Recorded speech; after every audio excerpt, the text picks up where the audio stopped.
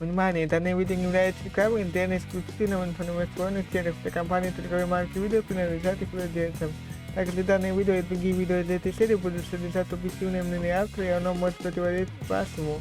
В основном в этой серии видео будет показаны негативные стороны объектов, но в конце видео также могут быть показаны и положительные их стороны. Автор видео не стремится унизить или оскорбить кого-либо.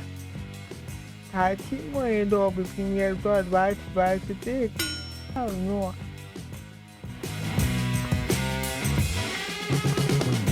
здесь почему-то нет пресетов в стиле текста. Варианы есть, но это не совсем то. Они создаются и работают, но...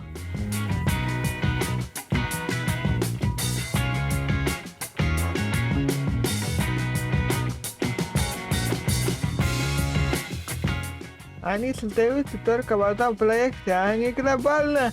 То есть надо каждый раз импортировать из другого проекта нужный стиль текста. Выводы и положительные стороны. Inventor 2023 не имеет хранилища глобальных стилей текста. Однако программа обычно работает быстрее, чем Adobe Inventor 2017.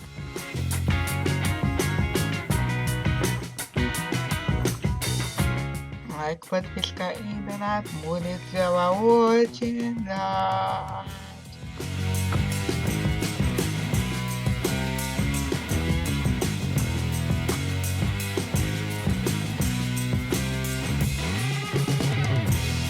Посмотрите также и другие видео на канале.